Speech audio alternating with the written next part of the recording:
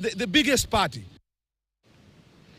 Kwingineko, wafanyabiashara kutoka eneo la Kikuyu wametoa wito kwa asasi za usalama kuimarisha ulinzi, hasa wakati ambapo mikutano ya kisiasa inafanyika, wakisema mara nyingi wao hukadiria hasara wakati mikutano hiyo ya kisiasa inapoandaliwa katika eneo hilo. Wakizungumza baada ya kufika katika kituo cha polisi cha Kikuyu kuwasilisha ombi lao, wafanyabiashara hao walieleza kuwa biashara zao huathirika pakubwa, huku mali ikiharibiwa na biashara kusimama kwa muda. Aidha, wamependekeza kuwa itakuwa vyema iwapo mikutano hiyo ya kisiasa itakuwa inaondolewa karibu na maeneo ya biashara na kupelekwa katika maeneo yanayofaa kufanyiwa siasa ili kuepusha hasara za biashara. Watupe nafasi ya kufanya kazi, kwa sababu kusema ukweli hatutakula kwao. Kila mtu ataenda kwake na ataenda kukula kwake.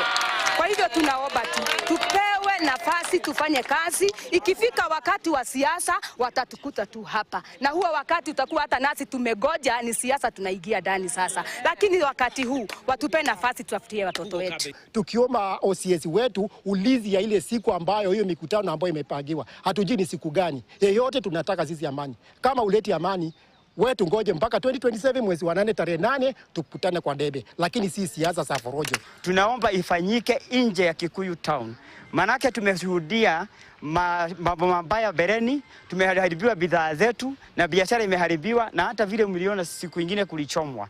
Wengi watu walienda hasara kubwa sana kwa sababu ya hii heka na hii vurugu zinakuwa wakati wa siasa. Kwa hivyo sisi sio ati viongozi wetu hatuwataki, lakini tunaomba wasifanye mikutano yao katika town ya Kikuyu.